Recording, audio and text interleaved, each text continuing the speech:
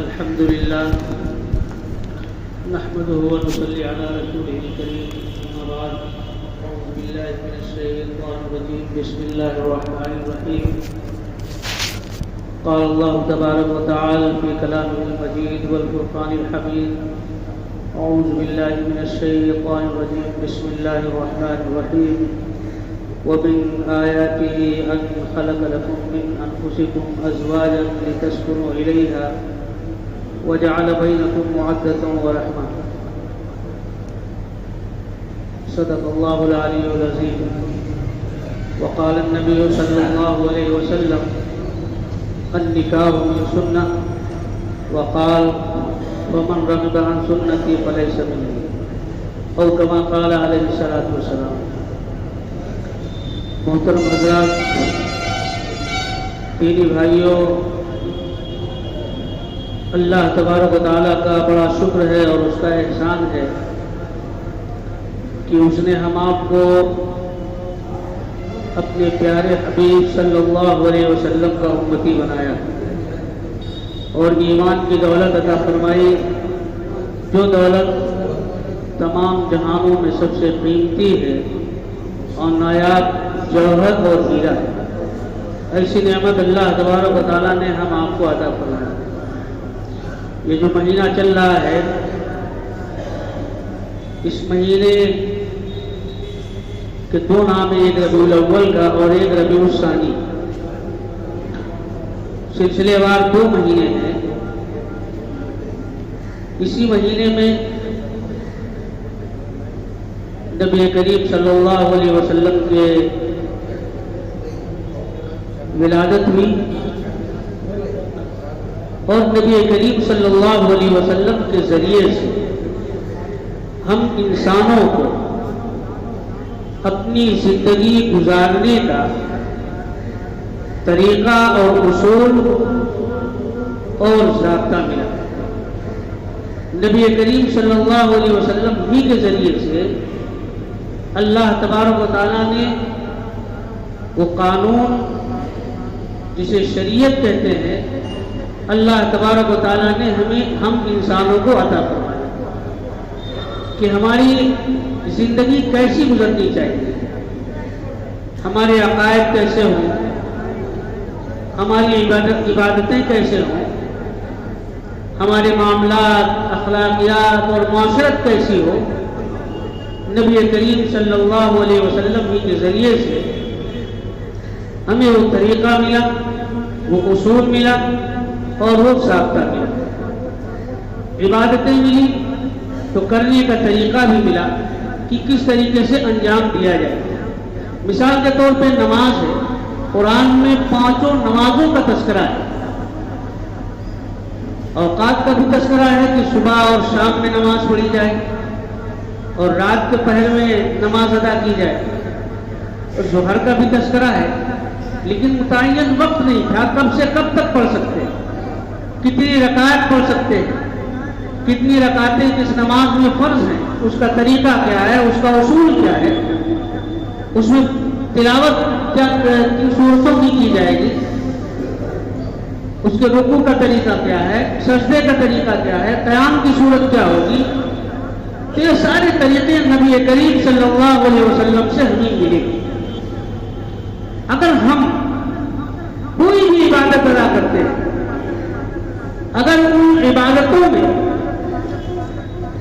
ہم افراط و تفریط کرتے ہیں، کمی و بیشی کرتے ہیں، تو پھر وہ ہماری عبادت بجائے ہمارے نجات کا ذریعہ بننے کے ہمارے لیے وبال کا ذریعہ ہے. بجائے اس کے ان عبادتوں کے ذریعے سے اللہ کی خوشنودی مل جائے، اللہ کا قرب مل جائے، جہنم سے چھٹکارا ہمیں مل جائے، بجائے اس کے ہم اللہ کے لعنت کے مستحق ہوں گے، اس کے عذاب کے مستحق ہوں گے، اس کے غصے کے مستحق ہوں گے.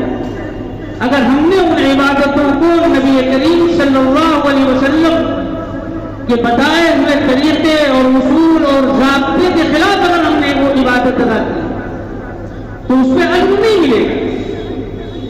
تو زندگی گزارنے کا طریقہ نبی کریم صلی اللہ علیہ وسلم نے ہمیں عطا فرمایا. لقد کان لکم فی رسول اللہ اسوۃ حسنہ. اللہ نے خود قرآن میں فرما دیا. آپ صلی اللہ علیہ وسلم نے نہیں ارشاد فرمایا بلکہ اللہ نے خود فرمایا. اللہ فرما رہے ہیں ایسا پیغمبر ہم نے دیا ہے تمہیں کہ لقد کان لکم فی رسول اللہ اسوۃ حسنہ، کہ پوری تمہاری زندگی کا نمونہ اس کے پاس ہے. اگر تم زندگی میں ترقی چاہتے ہو، مجھ سے قریب ہونا چاہتے ہو، میری محبت چاہتے ہو، مجھ کو اپنانا چاہتے ہو، تو پھر تم میرے حبیب صلی اللہ علیہ وسلم کے اصولوں کو اپناؤ. انہوں نے اپنی زندگی کیسی گزاری، نمازیں کیسے پڑھی، حج کیسا کیا، عمرہ کیسے کیا، آپ نے زکات کا کیا اصول بتایا، صدقہ نفلی صدقے کا کیا اصول آپ نے بیان فرمایا. تو ان ساری چیزوں کو دیکھیے. ہماری چاہے معاشرتی زندگی ہو، چاہے معاملاتی زندگی ہو، عقائد کا مسئلہ ہو، عبادات کا ہو، اخلاق کا ہو، کوئی بھی ہو، ہمیں نبی کریم صلی اللہ علیہ وسلم کی زندگی کو پہلے دیکھنا ہے کہ اس میں آپ صلی اللہ علیہ وسلم کا طرز عمل کیا ہے. آج شادیوں کا موسم چل رہا ہے. اسی کے سلسلے میں نے یہ آیت پڑھی ہے. اس کا ترجمہ یہ ہے، اللہ تبارک و تعالیٰ ارشاد فرما رہے ہیں وَمِنْ آیَاتِهِ، میری نشانیوں میں سے یہ ہے ان خلق لکم، کہ میں نے تمہارے لیے پیدا فرمایا، من انفسکم ازواجا، کہ تمہاری ہی نفس سے، تمہاری ہی ذات سے، تمہاری ہی اندر سے ہم نے تمہارے جوڑے پیدا فرمائے. مقصد کیا ہے؟ لِتَسْكُنُوا إِلَيْهَا، تاکہ اس کے ذریعے سے سکون حاصل کرو. وَجَعَلَ بَيْنَكُمْ مَوَدَّةً وَرَحْمَةً، اور ہم نے تمہارے درمیان، دونوں میاں بیوی کے درمیان محبت اور محبت اور الفت پیدا فرمائی. تو نکاح جو ہم کر رہے ہیں اسے، یہ بہت بڑی عبادت ہے، یہ سنت ہے نبی کریم صلی اللہ علیہ وسلم. آپ صلی اللہ علیہ وسلم نے فرمایا ان نکاح من سنتی، نکاح میری سنت ہے. اور ظاہر سی بات ہے، سنت ہے تو عبادت ہے، اور عبادت کی برکات اسی وقت انسان حاصل کر سکتا ہے. عبادت کی برکتیں اسی وقت مل سکتی ہیں جب انسان شریعت کے دائرے میں رہتے ہوئے اس عبادت کو ادا کرے. آج ہم ہماری جو شادیاں ہوتی ہیں، جو نکاح ہوتا ہے، ہم نظر ڈال لیں کہ کیا ہمارا وہ عمل، ہماری یہ عبادت بالکل سنت کے مطابق ہو رہی کہ نہیں ہو رہی، جس کا نتیجہ بڑا بھیانک سامنے آ رہا ہے. آج عشاء ہوتا ہے، آج نکاح پڑھایا گیا، بڑی محبت سے، پیار و الفت سے، اپنائیت سے بہو کو گھر لایا جاتا ہے، 1 ہفتے میں طلاق ہو جاتا ہے. اس کی وجہ کیا ہے؟ اس کی وجہ یہی ہے کہ ہم نے اس عبادت کو عبادت سمجھ کے کیا ہی نہیں، جس کا نتیجہ سامنے آ جاتا ہے بہت جلد. اور اگر یہ نتیجہ میں ظاہر ہوا تو پھر پوری زندگی میاں بیوی میں اختلاف، جو الفت، جو محبت، جو قرآن نے ذکر فرمایا وَجَعَلَ بَيْنَكُمْ مَوَدَّةً وَرَحْمَةً، کہ تمہارے درمیان محبت ہو، الفت ہو، اپنائیت ہو، ایک دوسرے پر جان دینے کا جذبہ ہو جائے. اس لیے ہم نے یہ جوڑے پیدا فرمائے. تو مسئلہ یہ ہوتا ہے بیوی الگ دھرے پہ، شوہر الگ دھرے پہ ہے. اسے یہ شکایت ہے کہ میری بات نہیں مانتی، اور اسے شکایت ہے کہ شوہر میری بات نہیں مانتا. اور پھر عامل کار یہ ہوتا ہے، مدرسوں میں جاتے ہیں، عاملوں کے پاس جاتے ہیں، چکر لگاتے ہیں، تعویذ بنا کے لے کے آتے ہیں، پانی میں پلاتے ہیں، چولہے میں آنکھ کے نیچے ڈالتے ہیں، کئی درخت میں ٹانگتے ہیں. بیوی میرے قبضے میں آ جائے اس فکر میں ہو گئے، اور بیوی اس فکر میں ہے کہ شوہر میرے قبضے میں آ جائے، یعنی میری بات ماننے لگے. تو جو چیز عبادت تھی، اس کے اندر یہ چیز پیدا کیسے ہوئی؟ دونوں میں نفرت کہاں سے آئی؟ عداوت کہاں سے آئی؟ وہ تو محبت ہونی چاہیے، الفت ہونی چاہیے، آپس میں پیار ہونا چاہیے، ایسی اپنائیت ہونی چاہیے کہ ایک دوسرے کو ایک دوسرے کے بغیر قرار اور چین نہ ملے، لیکن یہ چیزیں یہاں موجود نہیں ہیں۔ دیکھیے قرآن میں اللہ تبارک و تعالیٰ نے آیت فرمایا، نشانیاں ہیں۔ آیت وہ چیزیں ہوتی جسے اللہ ہی کر سکتا ہے، کوئی کر ہی نہیں سکتا، کسی انسان میں بس نہیں ہے، کسی مخلوق میں طاقت نہیں ہے کہ وہ چیز کر لے۔ اللہ تبارک و تعالیٰ ہم انسان سے اس کے جوڑے پیدا فرما رہے ہیں، یعنی مرد سے عورت بنا رہے ہیں، عورت سے مرد بنا رہے ہیں، کسی کی طاقت ہی نہیں ہے۔ آج کل آپ دیکھ لیجیے، جس چیز کا فریم بنا دیا جائے، جس چیز کی ڈائی بنا دی جائے، آج کل کپڑوں کی دکانوں پہ آپ نے دیکھا ہوگا جینٹس کے بھی اسٹیچو لگائے ہوئے ہوتے کپڑا پہنا کے سمپل کے طور پہ، لیڈیز کا بھی لگائے ہوئے ہوتے ہیں۔ آپ یہ بتائیے جو انہوں نے فرما بنایا، جو انہوں نے ڈائی بنائی ہے، جو جینٹس کے لیے ہے، کیا اس سے لیڈیز کا مجسمہ نکل سکتا ہے؟ لیڈیز اسٹیچو نکل سکتا ہے؟ یا جو لیڈیز کو بنایا اس سے جینٹس نکل سکتا ہے؟ بالکل ایسا نہیں ہو سکتا۔ انسان نے جس چیز کے لیے جو ڈائی بنا دی ہے، جو فریم بنا دیا، اس سے وہی چیز نکلے گی۔ تو یہ اللہ کی قدرت ہے، اللہ کی نشانی ہے۔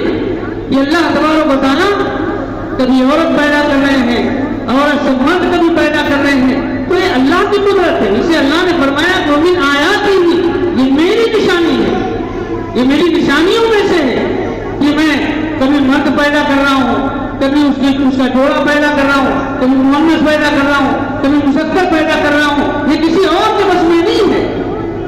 آج انسان چاہتا ہے بہت سے بھائی ہمارے چاہتے ہیں ہماری بچیاں ہی بچیاں دعائیں کرتے ہیں، وہ کام جو نہیں کرنا چاہیے، بچوں کی محبت میں شرکیاں عمل، یہاں تک انسان پہنچ جاتا ہے، اس حد تک پہنچ جاتا ہے کہ میری بچیاں ہی بچیاں ہیں، ایک بچہ ہو جائے، نہیں ہوتا ہے۔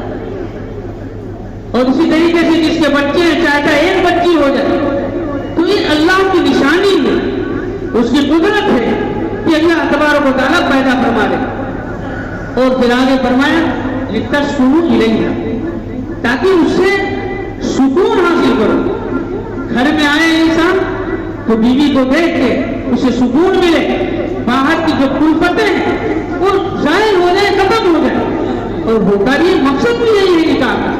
لیکن اگر یہ فوت ہو جائے، ایک انسان صبح سے لے کے شام تک دکان پہ بیٹھتا ہے، مزدوری کرتا ہے، کھیتی باڑی کرتا ہے، دو کرتا ہے، پھر گھر آتا ہے، اور گھر آنے کے بعد اگر اسے سکون نہ ملے تو ظاہر سی بات ہے باہر بھی جہنم اور گھر بھی جہنم۔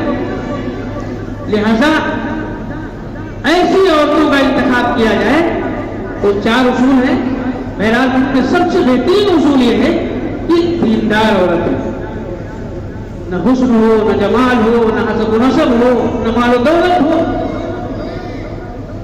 بلکہ یہ دیکھا جائے کہ دیندار گھرانہ ہے کہ نہیں، اس کے والدین نمازی ہیں کہ نہیں ہے، اس کی والدہ باپردہ ہیں کہ نہیں ہے، اس کی بہنیں باپردہ ہیں کہ نہیں ہے، سارے لوگوں کا اخلاق کیسا ہے، ان کے معاملات کیسے ہیں، معاشرے میں ان کا کیا معیار ہے، محلے میں ان کا کیا وقار ہے۔ تو ان ساری چیزوں کو دیکھا جائے۔ آج کل یہ ساری چیزیں فوت ہیں، اس کی وجہ یہ ہے کہ ہم حسن دیکھتے ہیں، ہم یہ چاہتے ہیں، بچہ بھی ہمارا یہی چاہتا ہے، اور ہم بھی یہی چاہتے ہیں کہ ہمارے گھر میں جتنی بہویں ہیں ہم ایسی بہو لے کے آئیں کہ اس کے ٹکر کی کوئی نہ ہو۔ تو ہم نے حسن کا انتخاب کیا ہے، حسن آپ کو مل گیا، آپ کے گھر کے اندر چین نہیں آ سکتا، سکون آپ کو نہیں مل سکتا، آپ کی وہ بہو سب کو جوڑ نہیں سکتی۔ وجہ یہ ہے کہ مقصد ہی پہلے یہی تھا کہ ہمیں سب سے خوبصورت مل جائے، تو اللہ نے حسن والی عورت کو عطا فرما دیا، لیکن اخلاق والی عورت نہیں عطا فرمائی۔ اسی طریقے سے اگر ہمیں چاہتے ہیں مالدار عورت، تاکہ ہمارا بھی سیٹوں میں شمار ہو جائے، جہیز کافی مل جائے وغیرہ وغیرہ، تو دولت آپ کو مل گئی جس مقصد میں ہم نے نکال دیا، عبادت سمجھ کے ہم نے نہیں کیا، یہ سنت ہے، اس میں اجر ملے گا، اس میں ثواب ملے گا، اس سے جو اولادیں ہوں گی وہ ہمارے آنکھوں کا نور ہوگی، آنکھوں کے لیے سرور ہوگی، ہمارے آنکھوں کی راحت ہوگی، یہ سمجھ کے ہم نے کیا ہی نہیں۔ ہم نے دولت کے حصول کے لیے اس کا اپنی بہو کا اپنی بیوی کا انتخاب کیا، دولت مل گئی، سکون نہیں ملا۔ اسی طریقے سے ہم نے حسب و نسب کو معیار بنا لیا، تو یہ ساری چیزیں تو وہ ہے بھائی تو ختم ہونے والی، کبھی عزت ہے، کبھی ذلت ہے، کبھی دولت ہے، کبھی غربت ہے، تو یہ ساری چیزیں تو آنے جانے والی، لیکن اگر دین ہے، ایمان ہے، اخلاق اچھے ہیں تو پھر وہ چیزیں ختم ہونے والی نہیں، اور اللہ کی سب سے بڑی نعمت ہے تو لتسکنوا الیہا، اس سے سکون حاصل ہو، ہر اعتبار سے سکون،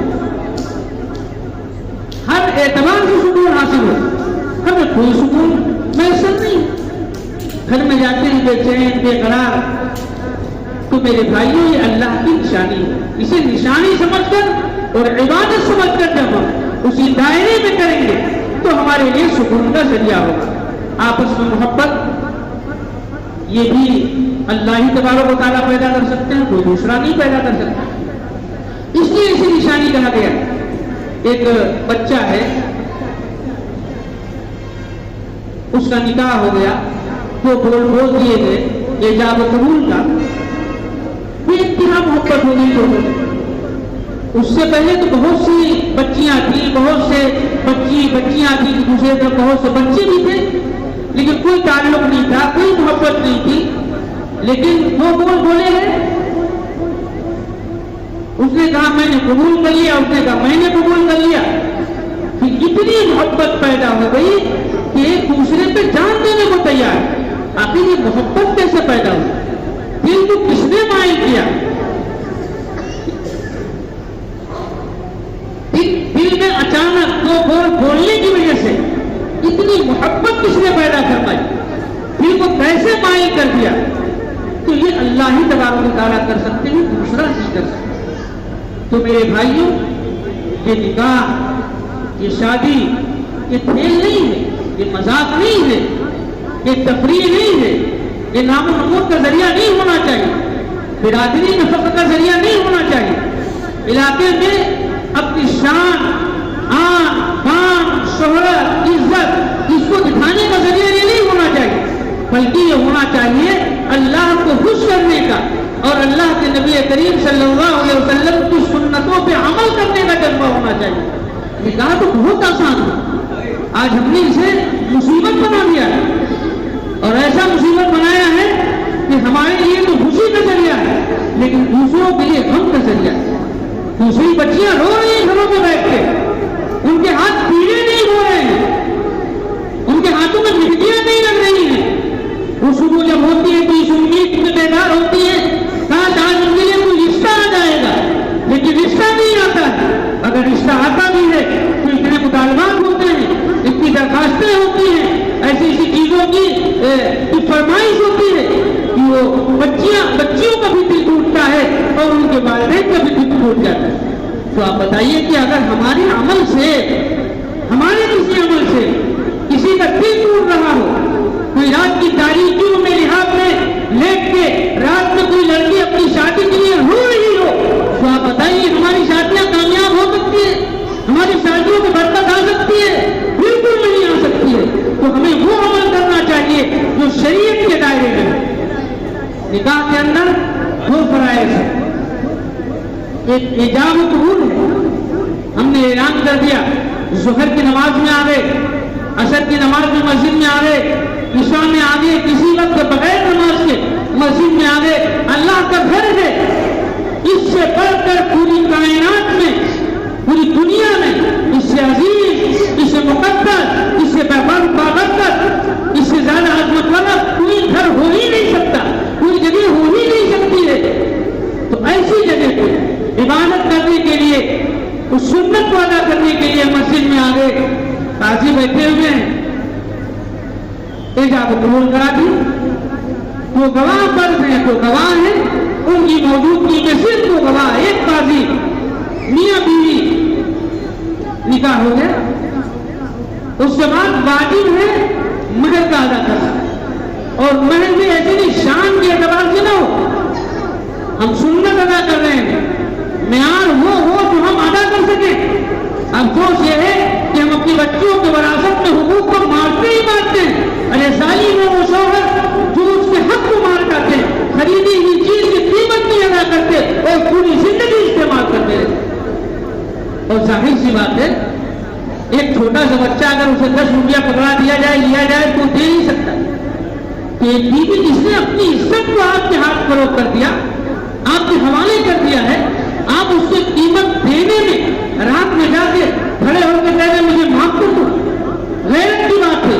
لاکھوں روپے آپ نے گاڑیوں میں خرچ کیے، لاکھوں روپے آپ نے ولیمے میں خرچ کیے، لاکھوں روپے آپ نے ہوٹلوں میں دوستوں میں جمع دیے، آج بیوی کو 10,000 5,000 2,000 جو آپ کی مہر ہو اسے دینے میں آپ فقیر اور بھکاری اور محتاج بنتے ہیں، اس کے سامنے ہاتھ جوڑ کے کہیں گے وہ بیچاری شرمی ہوئی ہے، پہلی رات ہے، اپنی ماں اور باپ اپنے والدین سے، اپنے رشتے داروں سے، اپنے بھائیوں سے، اپنے سہیلیوں سے جدا ہو کے آپ کے نئے ماحول میں پہلی بار آئی ہوئی ہے، وہ خود شرمی ہوئی ہے، شوہر کیسا ہے، اس کا مزاج کیسا ہے، اس کا اخلاق کیسا ہے، اس کے گھر والے کیسے ہیں، وہ ڈری اور شرمی ہوئی ہے، اس پہ آپ تیر مار رہے ہیں، ظلم اور زیادتی کر رہے ہیں، اور یہ کہتے ہیں مجھے معاف کر دو، وہ تو ڈر کے مارے معافی کرتے ہیں،